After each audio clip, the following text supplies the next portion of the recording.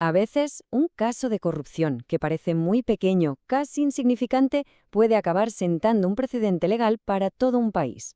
Bueno, hoy vamos a meternos de lleno en uno de esos casos. Veremos cómo una exigencia de dinero a una contratista de alimentos no solo llevó a dos policías a juicio, sino que además obligó a la mismísima Corte Suprema de Perú a definir esa delgadísima línea entre un soborno y una extorsión, y de paso, a aclarar los límites de la privacidad digital. Y sí, todo este lío legal empezó con esta cifra, 500 soles. Para que se hagan una idea, son unos $135.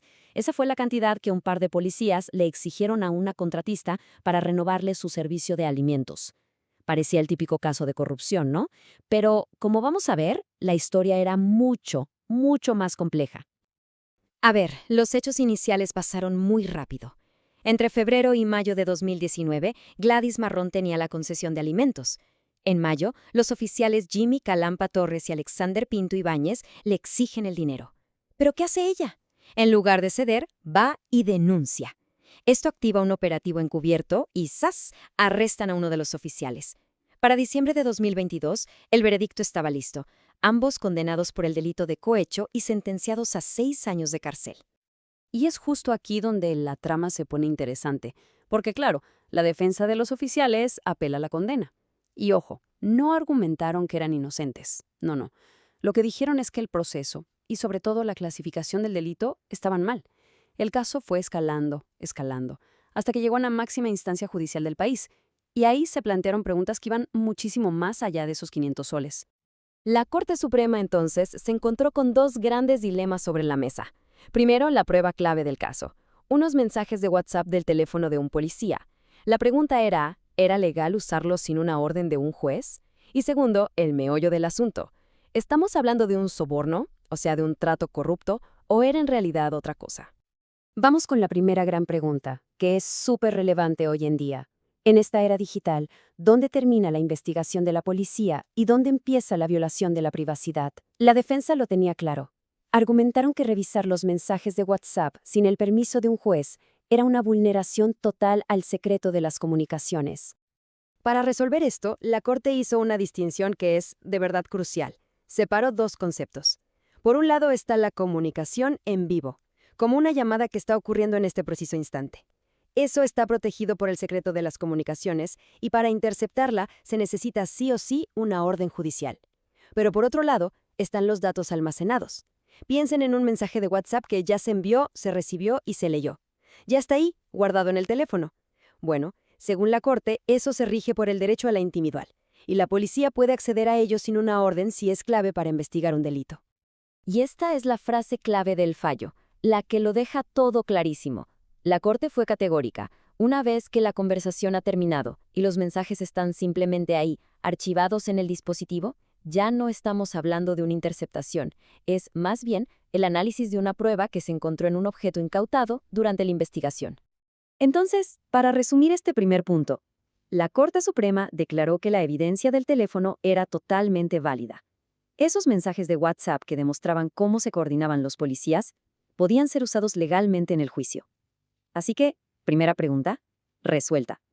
Bien, pasemos ahora a la segunda cuestión, que es, quizá, el corazón de este caso. ¿Qué tipo de delito se cometió exactamente? Porque, a ver, la diferencia entre un funcionario que pide dinero y uno que obliga a entregarlo puede parecer un matiz, pero legalmente es un abismo. Primero, definamos qué es el cohecho, lo que comúnmente llamamos soborno. Aquí, el verbo clave es solicitar. Esto implica que el funcionario pide o gestiona algo a cambio de un beneficio. Es en esencia un delito bilateral, un acuerdo corrupto entre dos partes, incluso si solo una de ellas tuvo la idea. Y ahora veamos la concusión. Aquí el verbo cambia por completo. Ya no es solicitar, ahora es obligar o inducir. ¿Ven la diferencia? Aquí no hay un trato, hay una imposición. Es un delito unilateral, donde el funcionario abusa de su poder para presionar a la víctima, amenazándola con hacerle daños si no paga. La voluntad de la víctima, pues, está completamente viciada por el miedo. Para que quede súper claro, el cohecho es una solicitud que busca un pacto. La conclusión es una obligación que se impone bajo presión. En el primero hay un acuerdo corrupto, en el segundo hay una víctima cuyo consentimiento simplemente no es libre. La diferencia es total. Con esta distinción ya sobre la mesa, la pregunta es inevitable, ¿no? ¿Gladys Marrón fue parte de un intento de trato corrupto? ¿O más bien fue una víctima de una presión constante, amenazante, por parte de gente que tenía el poder de arruinar su negocio? Y bueno, llegamos al clímax del caso. Después de analizar todos los hechos y las definiciones legales, la Corte Suprema de Perú estaba lista para dar su veredicto final. Y ojo, que este veredicto iba a cambiarlo todo y a sentar un precedente muy importante. La Corte llegó a la conclusión de que los policías no se limitaron a solicitar dinero. Lo que describen los hechos es una exigencia insistente, una y otra vez. La víctima, Gladys Marrón, nunca aceptó un trato. Al contrario, les daba largas, intentaba evitarlos, y al final, sintiéndose ya acorralada, fue que decidió denunciar. Eso para la Corte no es un acuerdo, es coacción pura y dura. Y así llegó el veredicto definitivo. La Corte Suprema determinó que los oficiales no cometieron cohecho. El crimen que realmente se ajustaba a los hechos era el de concusión. O sea, no fue un soborno, fue una extorsión cometida por un funcionario público.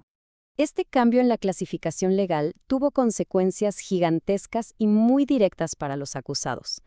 La condena original por cohecho era de 6 años de cárcel efectiva. La nueva condena por concusión, que en este caso tiene una pena menor, fue de 5 años de pena suspendida.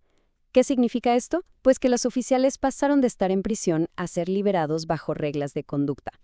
Entonces, más allá de lo que pasó con estos dos policías, ¿por qué este fallo es tan relevante? Pues porque establece dos líneas muy claras para el futuro de la justicia en Perú.